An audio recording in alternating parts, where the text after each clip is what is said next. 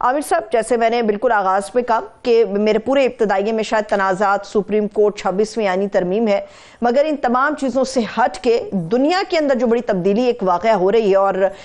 جو دکھایا گیا وائٹ ہاؤس میں تبدیلی کے بعد، میرا خیال ہے کہ پورا خطہ، پوری دنیا اس کی طرف نظریں جمائے رکھی ہے۔ جی، اس وقت پوری دنیا میں ٹرمپ کی حلف برداری کی تقریب دیکھی جا رہی ہے اور دیکھنی بھی چاہیے، کیونکہ ہر ملک اپنے تناظر سے دیکھ رہا ہے کہ اس کے لیے اس تقریر میں اور اس کے بعد جو بتایا جا رہا ہے کہ وہ 100 ایگزیکٹو آرڈر سائن کرنے والے ہیں، ان کے لیے کس کے لیے کیا قرعہ نکلتا ہے اور اس وقت جاری ہے۔ اور ہمارے لیے اس لیے بھی خاص طور پہ ایک تو وہ یوکرین کے حوالے سے دنیا دیکھ رہی ہے کہ کیا کس طریقے سے انہوں نے کہا ہے کہ میں جنگ ختم کروا دوں گا۔ غازہ میں آلریڈی انہوں نے جنگ ختم کروا دی ہے، لارجلی وہ کریڈٹ ان کا ہی ہے کہ ان کے پریشر کی وجہ سے نیتنیاہو نے بیک آف کیا اور یہ معاہدہ ہوا۔ مگر ابھی اس وقت ابھی وہ پہلا مرحلہ اس کا طے پا رہا ہے، قیدیوں کا ایکسچینج جو ہے آج ہو گیا ہے، مگر ابھی کافی سارے سوال ہیں کہ اگلے مرحلے میں جبکہ فورسز نے واپس جانا ہے، اسرائیلیوں نے بھی اور انہوں نے بھی، تو یہ دیکھنا ہے کہ کیا یہ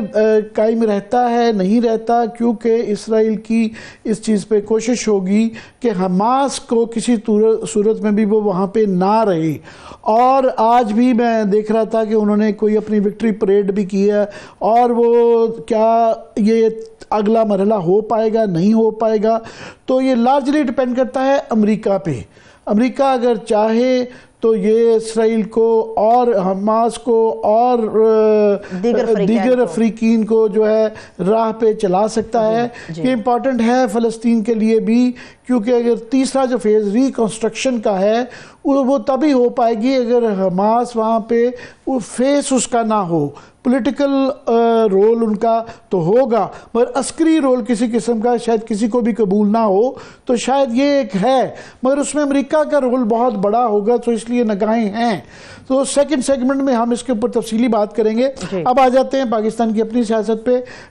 کوئکلی میں یہ کہہ دوں کہ جو ہم یہ کہتے رہے ہیں کہ یہ مذاکرات جو ہے نا یہ کسی طرف جاتے ہوئے نظر نہیں آ رہے، اب اس کے تقریباً نتیجہ نکل ہی آیا ہے۔ یہ ذرائع کے حوالے سے حکومت کی طرف سے یہ بیان چل رہا ہے کہ جی انہوں نے کہا جی 9 مئی کا جو جوڈیشل بنانا تھا اس کی کمیشن، وہ شاید ممکن نہیں ہے۔ تو اس کے بعد سے جو پی ٹی آئی کی طرف سے اشارے آ رہے ہیں کہ وہ شاید عمران خان کا بھی کوئی بیان چل رہا ہے، اگر یہ نہیں اس کو قبول کرتے تو 7 دن بعد وہ احتجاج کی ہی طرف گامزن نظر آتے ہیں، راغب نظر آتے ہیں۔ عرفان صدیقی صاحب نے ڈینائی کر دیا اس سچویشن کو جو حکومت سے منسوخ کر کے بیان آ رہا ہے سامنے۔ بہرحال وہ ابھی میں نے اسی لیے کہا ذرائع کے حوالے سے وہ بڑی تفصیل دی جا رہی ہے جو دیکھیں گے، مگر میرا ذاتی خیال ہے کہ یہ کمیشن ویسے بھی، یہ میں پہلے بھی کہہ چکا ہوں کہ مجھے یہ 9 مئی کا کمیشن اور ایون 26 نومبر کا کمیشن بنتے ہوئے نظر نہیں آ رہا۔ حکومت اور اسٹیبلشمنٹ افورڈ نہیں کرتی ہے کہ اس کے ذریعے جو نئے اسکیلیٹنز نکلیں گے وہ بڑی بات کسی اور طرف نکل جائے گی۔ مگر ابھی جو میں سمجھتا ہوں سب سے اس وقت جو گمبھیر معاملہ ہے وہ پاکستان کی سپریم کورٹ میں جاری ہے۔ عام تاثر یہ تھا کہ فائز عیسیٰ صاحب کے جانے کے بعد وہاں پہ ایک ٹھنڈی ہوائیں چلیں گی، کچھ مرہم لگے گا، اور یہ جو اندرونی سپریم کورٹ کی لڑائیاں ہیں وہ ختم ہو جائیں گی۔ وہ نہ صرف کہ ختم نہیں ہوئی، میں سمجھتا ہوں نیکسٹ لیول پہ جا گئی ہیں۔ وہ جو انگریزی میں کہتے ہیں نا کہ ڈیگرز آر آؤٹ اور جو ہے نا گلوز آر آف، تو وہ بالکل اس طرح کی صورتحال ہو گئی ہے کہ وہ چیزیں ہو رہی ہیں جو کہ آج تک نہیں ہوئی، نئی نظیریں بن رہی ہیں اور وہ بڑی ہی بے ترتیبی سے بن رہی ہیں کہ اس کی امید کسی کو بھی نہیں تھی۔ یہاں پاکستان کی بڑی جوڈیشری کی چیکرڈ ہسٹری رہی ہوئی ہے، بہت کچھ ہوا ہے، مگر یہ بھی کوئی نئی مثال بن رہی ہے۔ شروع سلسلہ اس کا اس طرح ہوا تھا کہ کسٹمز ایکٹ کی بابت ایک کیس تھا جس کے اندر یہ سوال آیا کہ یہ کیا آئینی مسئلہ ہے یا یہ ریگولر کورٹس کو سننا چاہیے۔ اس پہ یہ بات چھڑ گئی کہ کیا یہ آئینی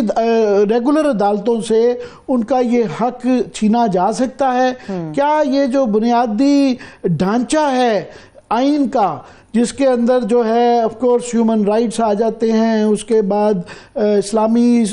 کیریکٹر آ جاتا ہے، پارلیمانی نظام آ جاتا ہے، اور عدلیہ کی آزادی آ جاتا ہے۔ بالکل۔ کیا یہ اس سے تضاد رکھتا ہے یا نہیں رکھتا؟ تو اس کے بعد یہ سلسلہ جب آگے بڑھا، انہوں نے اس کی بینچ کی اگلی جب وہ کیس ہوئی تو پتہ چلا کہ وہ بینچ تبدیل کر دیا گیا ہے۔ اس کے بعد آج جو پیشی ہونی تھی تو آج یہ بتایا گیا ہے کہ اس وقت جو ہے وہ مقرر ہی نہیں، سماعت کے لیے مقرر ہی نہیں ہوا۔ حالانکہ ججز پہنچ گئے ہیں، ججز پہنچ گئے، بیرسٹر صاحب پہنچ گئے، مسٹر صلاح الدین صاحب جو اس کی پیروی کر رہے ہیں وہ آ گئے، وہ کراچی سے آئے اس کے لیے۔ تو اس کے بعد جو ریاکشن تھا، جسٹس منصور علی شاہ بڑے تمل مزاج آدمی ہیں، مگر اس طرح کا ریاکٹ میں نے کم ہی دیکھا ان کو کرتے ہوئے کہ انہوں نے بہت اس کا برا منایا، اور ایڈیشنل رجسٹرار کو ایک تو توہین عدالت میں انہوں نے بلا لیا ہے کل کہ جی آپ بتائیں، اور یہ ججز کمیٹی اجلاس کی میٹنگ منٹس بھی لے آئیں اور ہمیں بتائیے گا کہ ہم دوبارہ عدالت میں آ جائیں۔ اس کے بعد کیس جو ہے انتظامی کمیٹی کے پاس چلا گیا، جسٹس عرفان سعادت مصروف ہیں تو کسی اور صاحب بینچ آ جائیں۔ کیس ہمارے علاوہ کسی کے عدالت میں مقرر نہیں کیا گیا۔ یہ ریمارکس میں پڑھ رہا ہوں۔ حالانکہ عامر صاحب 16 جنوری کو یہ طے پایا تھا کہ 20 جنوری کو دوپہر 1 بجے میں اس کیس کی سماعت ہوگی، مگر ججز پہنچ گئے، بیرسٹر صلاح الدین کراچی سے اسپیشلی یہاں پر پہنچ گئے۔ پہنچنے پر پتا چلا، کورٹ روم کا جب ماحول بن گیا تو اندازہ ہوا کہ یہ تو کیس ہی نہیں ہے۔ اس میں کوئکلی بتا دوں کہ کیا اب ایک ریسرچ آفیسر ہمیں بتائے گا کہ کون سا کیس کہاں مقرر ہوگا، کیونکہ یہ فیصلہ جو ہے وہ انتظامی ڈھانچہ جو تھا، انتظامی افسران تھے، انہوں نے کر لیا۔ تو یہ سپریم کورٹ کے ججز، سینئر ججز، ان کا یہ کہنا ٹھیک تھا کہ یہ ہم نے فیصلہ کرنا ہے کہ کس عدالت میں جائے گا، یا یہ انتظامی لوگ کریں گے۔